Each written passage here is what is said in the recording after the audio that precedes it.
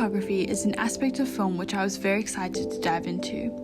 As its very name suggests, it is writing in movement. It is a story told only through pictures. For me, cinematography in itself is an art, a way to communicate with an audience and influence their perceptions and emotions. Cinematography is what can really capture the essence and atmosphere of a film. For our short documentary project, I focused on how cinematography can be used to showcase a character, their personality and emotions through visuals alone. In cinematography, it is vital to first understand your characters, their position, their personality, their backstory, and their nuances, if you are to capture and reflect their essence through the lens. Even though we created a documentary, our subject was still a character within the film, a person to be understood.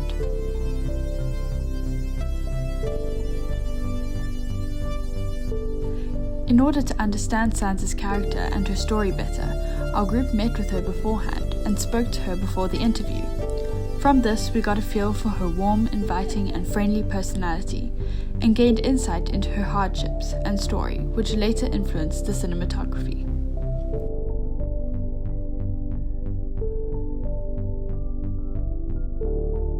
Movement is a powerful tool in a cinematographer's arsenal, especially in terms of conveying the emotional states of characters.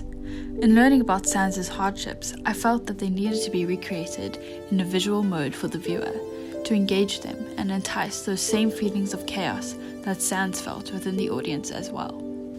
A main thread throughout our narrative was that of fire, literally reflecting her story and figuratively reflecting her power and inspiration she derived from it. I knew I had to capture the energetic intensity fire presents and elevate it through the cinematography, and remembered Marius teaching us about shutter speed and the motion blur one can create in one of our workshops. I researched it and found that the angle of the shutter controls how long each frame is exposed to the light coming into the lens. The longer the exposure, the more blurry and indistinct the subject. So in order to account for the increased exposure to light for each frame, I had to use a Hoyer light filter to correct the overexposure. The use of motion blur was used to showcase the inner emotional state of our character, experienced during her hardships, and reflected this through the erratic and mesmerizing dance of the flames.